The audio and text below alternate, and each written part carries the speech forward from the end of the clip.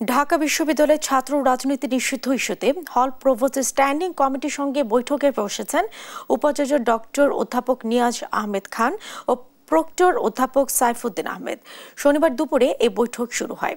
ঢাবি শাখা ছাত্র দলের বিভিন্ন হল প্রভোস্টের আহ্বায়ক কমিটি ঘোষণার পর শুক্রবার দুপুর থেকে উত্তপ্ত হয়ে ওঠে ঢাবি ক্যাম্পাস। পরে দিবাগত রাত 12টার পর মিছিল নিয়ে টিএসসির রাজু ভাস্কর্যে একত্রিত হন বিভিন্ন হলের শিক্ষার্থীরা।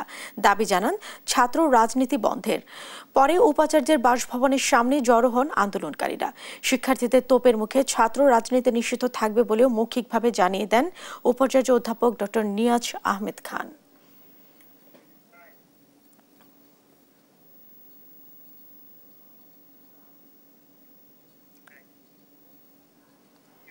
ঢাকা বিশ্ববিদ্যালয় আবাসিক হল ও একাডেমিক ভবনের ছাত্র রাজনীতি নিয়ে বৈঠকে বসছে বিশ্ববিদ্যালয়ের প্রশাসন। এ বিষয়ে জানাতে সরাসরি যুক্ত হচ্ছেন আমাদের সহকর্মী ফাহিম ইউসুফ। যুক্ত হচ্ছি তার সঙ্গে। ফাহিম, বৈঠক শেষ হয়েছে কিনা, আর রাজনীতি নিয়ে বিশ্ববিদ্যালয় প্রশাসন ও ছাত্র নেতারা কি বলছেন? ঢাকা বিশ্ববিদ্যালয়ে গতকাল রাত থেকেই এক ধরনের বিক্ষোভে ফেটে পড়ে সাধারণ শিক্ষার্থীরা। তাদের মূল যে দাবিটি ছিল সেটি ছিল হল রাজনীতি বন্ধ করা। সে হল রাজনীতি বন্ধের যে প্রেক্ষাপট সেটি কিন্তু গতকাল ছাত্র দলের যে কমিটি ঘোষণা সেখান থেকেই মূলত এর সূত্রপাত।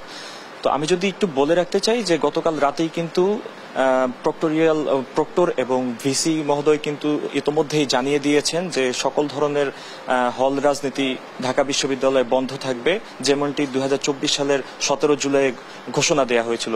সেই ঘোষণা বহালের কথা জানালেও আজ থেকে কিন্তু আজ দুপুর 12টায় কিন্তু একটি প্রক্টোরিয়াল বডির সাথে যে হল প্রভোস্ট রয়েছে তাদের বৈঠক শুরু হয়। তো এই বৈঠকের যে মূল বিষয়টি তারা নিয়েছেন, যে তারা বলছেন যে এখন পর্যন্ত যত ধরনের ছাত্র রাজনীতি রয়েছে সেগুলো নিয়ে যে সার্বিক সিদ্ধান্ত, সেই সিদ্ধান্তের একটি সমাপ্তিতে আসার জন্য তারা মূলত এই মিটিংটি চালিয়ে যাচ্ছেন।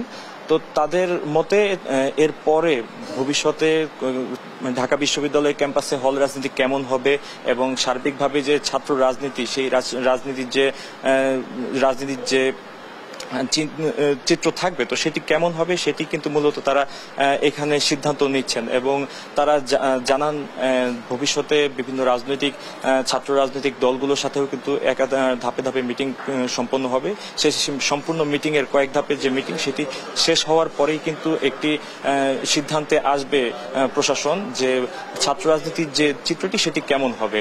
এই ছিল ঢাকা বিশ্ববিদ্যালয় ক্যাম্পাস থেকে সর্বশেষ পরিস্থিতি।